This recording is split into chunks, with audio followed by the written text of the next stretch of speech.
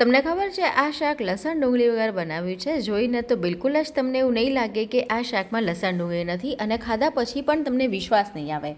તો એના માટે 4 થી 5 નંગ ટામેટાં અને દૂધીને આપણે આ રીતે મોટા ટુકડામાં કટ કરી પ્રેશર કુકરની અંદર પાણી નાખી 2 વિસલ આવે ત્યાં સુધી પ્રેશર કુક કરીશું. કાજુ લેવાના છે, સાથે મગજતરી અને ખસખસ લઈ એને આપણે વાટી અને પાવડર તૈયાર કરીશું. તમે આને પલાળીને પણ પીસીને પેસ્ટ બનાવી શકો. ટામેટાં અને દૂધી બફાઈ ગયા છે તો ઠંડા થાય એટલે મિક્સર જારમાં આપણે એને ગ્રાઇન્ડ કરી લેવાના છે. ત્યાર પછી વઘાર માટે થોડું તેલ મૂકી એની અંદર જીરું અને હિંગ ઉમેરવાના છે, અને તૈયાર કરેલી આપણી જે ગ્રેવી છે ને એ ઉમેરીશું. સ્લો ફ્લેમ પર એને એકદમ સરસ સાંતળવાની છે. સાંતળી જાય એટલે એની અંદર હળદર, મીઠું, લાલ મરચું, કાશ્મીરી મરચું નાખી થોડી વાર માટે મસાલાને શેકી લઈશું.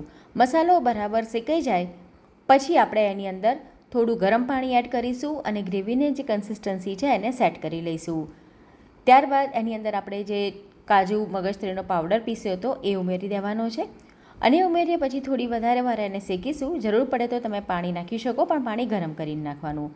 આ રીતે થોડું તેલ છૂટું પડતું દેખાય અને ગ્રેવી આપણી સરસ સંતળીને તૈયાર થઈ જાય પછી એની અંદર કિચન કિંગ મસાલો અને કસૂરી મેથી નાખવાની છે.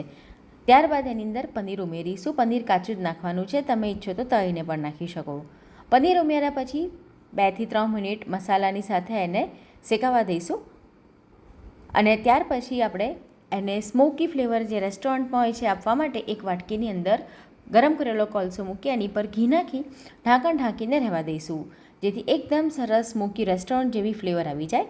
અને રેસ્ટોરન્ટ જેવો દેખાવ આપવા માટે થોડું તેલ લઈ એની અંદર કાશ્મીરી મરચું અને થોડું પાણી નાખી ગરમા ગરમ આ વઘારને આપણે ઉપરથી આ રીતે રેડીશું, એટલે ઓછા તેલમાં બહાર જેવું ચટાકેદાર શાક તૈયાર.